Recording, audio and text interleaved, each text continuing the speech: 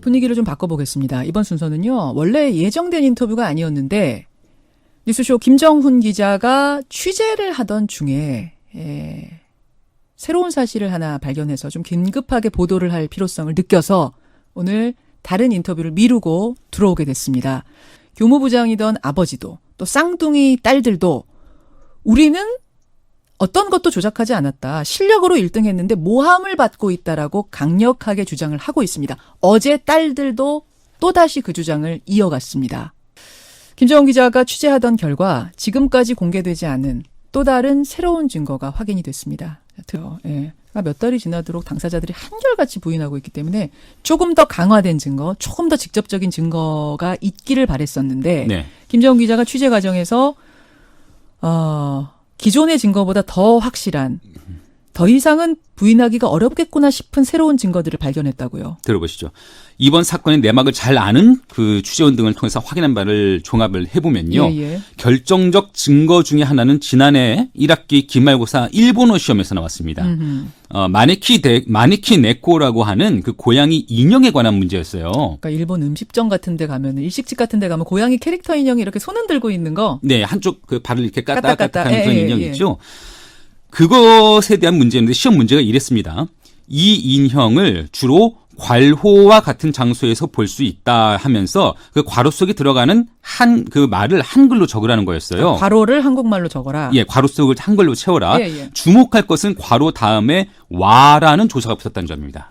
괄호와 같은 장소. 네. 괄호 그럼 뒤가 와니까 그 앞에 뭐 음식점 이러면 음식점 와는 말이 안 되는 거고. 그렇죠. 예. 가게 와라든지 뭐 이렇게 돼야겠네요. 맞습니다. 그러니까 가게란 말이 가장 자연스럽죠. 가게와 같은 장소에서 볼 수 있다. 그래서 실제 대부분 학생들은 가게라고 적었습니다. 근데 쌍둥이 두 딸만 유독 상점 앞이라는 답을 적었어요. 그러면 상점 앞와? 말 안 되잖아요. 어색하죠. 근데 두 딸이 나란히 상점 앞이라고 적었어요. 두 딸만요? 예. 전교생 중에 두 딸만. 그렇습니다. 놀라운 점은 미리 출제자가 제출한 정답지에는 이 문제의 정답이 상점 앞으로 돼 있었다는 점입니다. 쌍둥이 딸의 아버지 그 전 교무장이 제출받아서 관리하던 그 정답지에 그렇게 써 있었다는 거죠. 그러니까 각 과목 선생님들이 문제 낸 다음에 교무부장한테 정답지를 제출하잖아요. 네. 그 정답, 선생님이 낸 정답지에 선생님이 실수하신 거군요. 상점 앞이라고 적혀 있었어요. 예, 그렇습니다. 예. 그러니까 출제한 교사가 실수로 문제하고 그 답이 딱 떨어지지 않게 그렇게 해가지고 제출을 해놨는데 오로지 쌍둥이 딸만 그 어색한 답을 그대로 적었다는 거예요. 그러니까 미리 외운 답을 그냥 써놓은 게 아니라면 달리 설명할 수가 없거든요. 아니, 게다가 쌍둥이 딸 중에 한 사람만 그렇게 적었다고 해도 뭐 그럴 수도 있을까? 이렇게 의아해 하겠는데 두 딸이 똑같이 상점 앞이라고 썼다는 건 쉽게 납득 안 갑니다. 납득이 안 가죠. 또 있습니다. 같은 일본어 시험에서 일본어 스미마생의 4가지 용례를 나열하라는 그런 문제가 있었어요. 서술형으로. 그런데 쌍둥이 두 딸은 정답지와 순서도 똑같이 나열을 했고요. 여기서 정답지는 교사가 제출한 정답지요. 그렇죠. 네. 특히 그중 그 용례 중에 하나는 잘못이나 실수를 했을 때라고 썼거든요. 다른 학생들은 잘못이라고 하거나 실수라고 썼고요.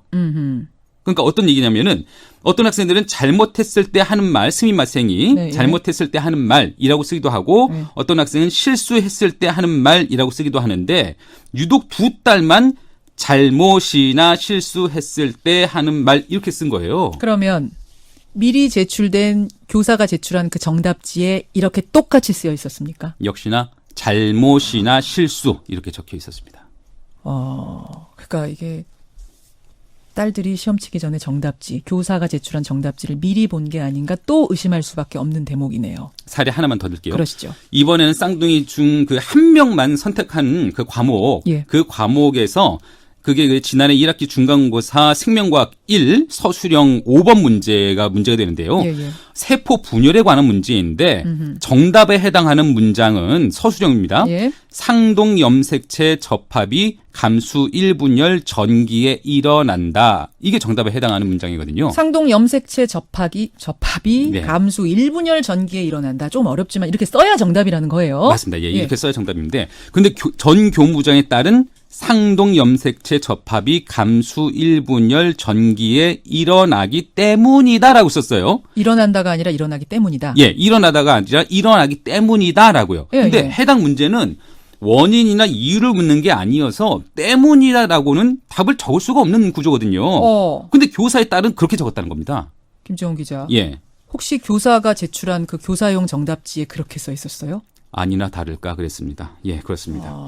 문제와 답이 딱 떨어지지 않는 상황이었는데 전 교무부장의 딸은 출제자가 실수한 그 답을 토시자나 다르지 않게 적었던 겁니다.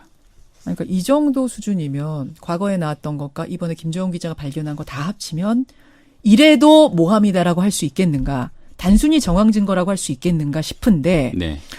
근데 어제 재판에서도 이런 내용 다 지금 말씀하신 이런 내용 다 언급된 거 아니었습니까? 아니었습니다.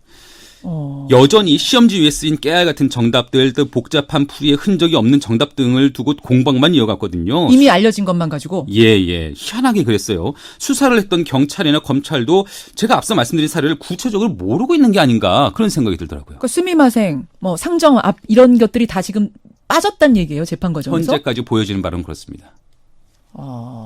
참 희한한 일이네요.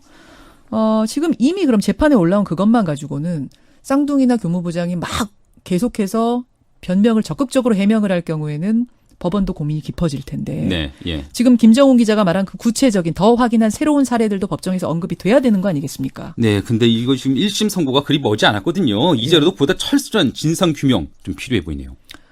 이해할 수가 없습니다. 왜 빠졌는지. 일단 그게 네. 이해할 수가 없고 지금 교육계에 큰 파란을 일으켰던 사건인 만큼 모든 의혹이 명백히 가려져야겠습니다. 김정훈 기자 후속 취재 부탁드립니다. 네. 예, 김정훈 기자였습니다. 김현정의 뉴스쇼는 청취자 여러분의 참여로 이루어집니다. 검찰, 경찰, 제발 국민이 이해할 수 있는 수사를 해주세요. 제발 좀 부탁드려요. 좀.